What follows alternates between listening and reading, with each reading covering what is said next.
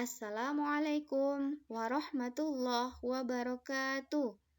Apa kabar anak-anak semua? Insya Allah sehat selalu ya.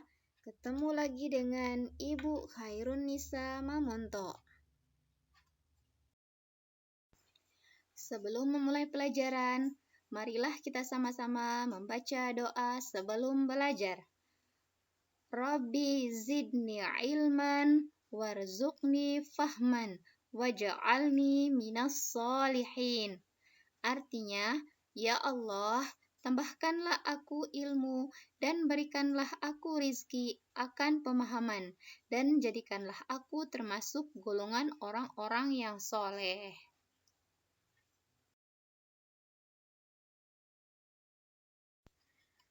Nah, anak-anak, materi kita pada hari ini masih pelajaran 3, yaitu cita-citaku menjadi anak soleh. Bagian B, hormat dan patuh kepada orang tua dan guru.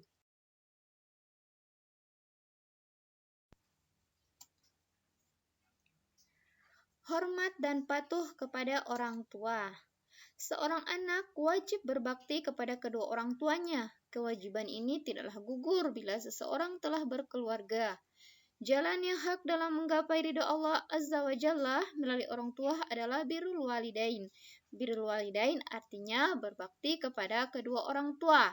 Merupakan salah satu masalah penting dalam Islam. Di dalam Al-Quran, setelah memerintahkan manusia untuk bertauhid, Allah Azza wa Jalla memerintahkan untuk berbakti kepada orang tuanya.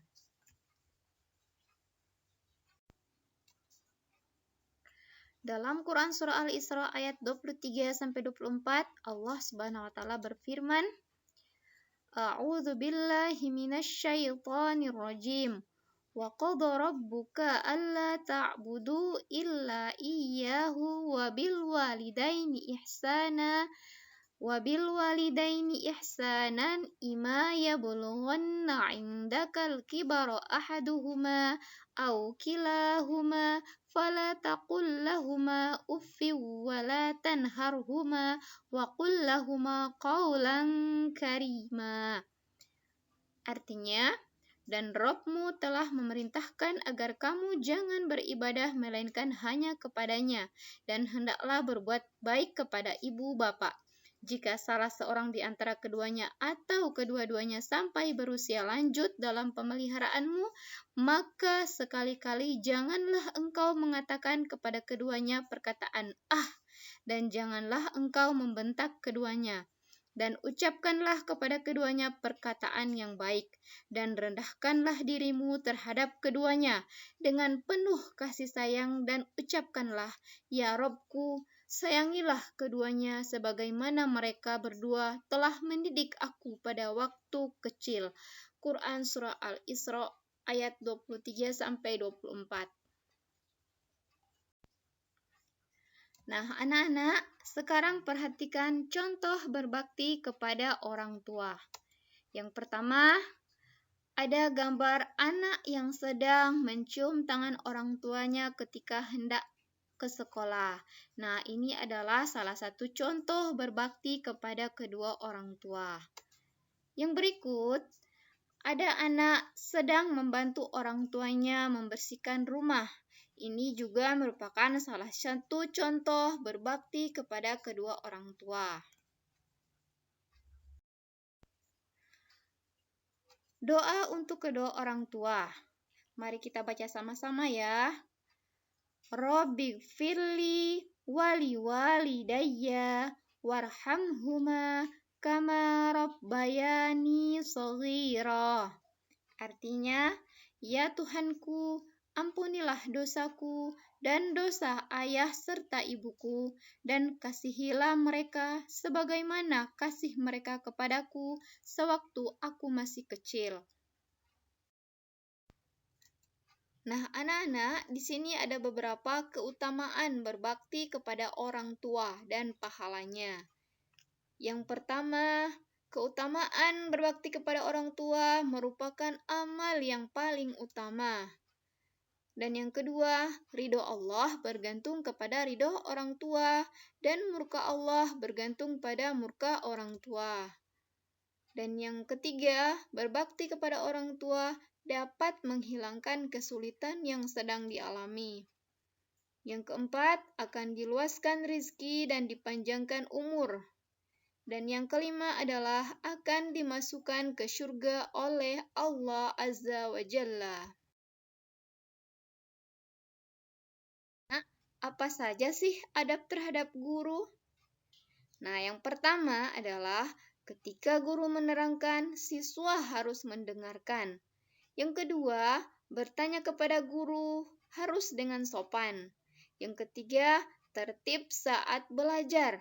Yang keempat, meminta izin jika ada keperluan. Dan yang kelima, menyapa guru ketika bertemu atau memberi salam. Berikut adalah contoh hormat dan patuh kepada guru. Nah, di sini ada gambar yang pertama, yaitu kedua anak sedang menyapa gurunya saat bertemu di jalan. Gambar yang kedua, anak-anak sedang bersalaman kepada gurunya sebelum keluar kelas. Dan yang ketiga, anak-anak sedang bersalaman juga dengan ibu gurunya sebelum masuk di dalam kelas. Selanjutnya, keutamaan hormat dan patuh kepada guru. Yang pertama adalah ilmu yang diperoleh akan menjadi berkah dalam kehidupan. Yang kedua, akan lebih mudah menerima pelajaran yang disampaikan oleh guru. Yang ketiga, ilmu yang diperoleh akan bermanfaat bagi orang lain. Yang keempat, selalu didoakan oleh bapak dan ibu guru. Dan yang kelima, memudahkan urusan di masa depan. Sekarang baca sama-sama ya. Sikap kebiasaanku. Insya Allah, aku selalu hormat dan patuh kepada orang tua dan guruku. Amin. Nah, sekarang mari kita sama-sama menyaksikan video kisah tentang anak yang berbakti kepada orang tuanya. Uwais sangat terkenal di langit. Hasil karya Fadilah Hanum dan A.W. Wibowo. Ilustrasi oleh Yulsi. Bismillahirrahmanirrahim. Di pinggiran negeri Yaman, tinggallah seorang pengembala domba bernama Uwais Al-Qarni. Ia terkena penyakit kulit belang-belang di sekujur tubuhnya sehingga orang-orang sering mengejeknya. Uwais tinggal bersama ibunya yang sudah tua, lumpuh dan sakit-sakitan. Uwais sangat sayang kepada sang ibu. Ia merawat ibunya dengan penuh kesabaran. Suatu hari, ibu Uwais berkata, "Anakku, ibu ingin sekali menunaikan ibadah haji." Uwais terharu. Ia ingin sekali mengabulkannya. Namun bagaimana caranya? Jarak Yaman ke Mekah jauh. Lalu, dengan apa ibu berangkat haji dalam keadaan kakinya yang lumpuh? Gumam Uwais. Uwais berniat mengendong sang ibu untuk berhaji ke Mekah. Oleh kerana itu, tubuhnya harus kuat. Setiap hari ia berlatih mengendong lembu hingga orang-orang mengiranya sudah tidak waras. Tibalah waktunya Uwais mengendong ibunya berangkat haji dari Yaman ke Mekah. Ibu Uwais terharu dan bercucuran air mata. Akhirnya ia dapat melihat Kaabah. Di hadapan Kaabah, Uwais berdoa, "Ya Allah, ampuni semua dosa ibu." "Bagaimana dengan dosamu?" tanya ibunya heran. "Dengan terampunnya dosa ibu, maka ibu akan masuk syurga. Cukuplah redha dari ibu yang akan membawaku ke syurga," jawab Uwais mantap. Sepulang dari Kaabah, Uwais seketika sembuh dari penyakit kulitnya. Hanya tertinggal satu bulatan putih di telapak tangannya. Uwais ingin sekali bertemu dengan Rasulullah SAW di Madinah. Namun, ia juga tidak bisa meninggalkan ibunya dalam waktu yang lama. Ia meminta izin kepada ibunya untuk menemui Rasulullah. Ia akan segera kembali setelah bertemu dengan Rasulullah SAW. Pergilah anakku, temuilah Rasulullah SAW dan segeralah engkau kembali pulang, ujar sang ibu merestui. Uwais bahagia sekali mendengarnya. Ia pun segera berangkat setelah menitipkan sang ibu kepada seorang tetangganya.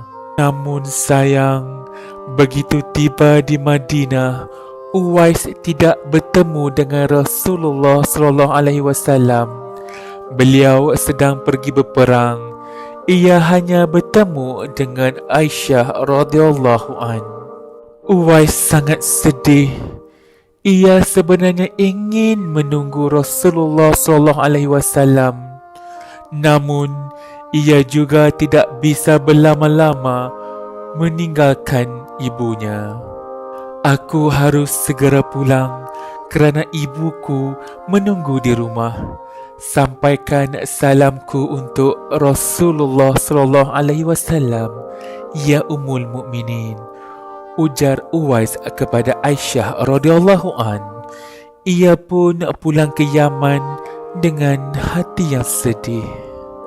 Beberapa hari kemudian, Rasulullah SAW pulang dari medan perang. Beliau bertanya apakah ada seseorang yang mencarinya. Benar, ya Rasulullah.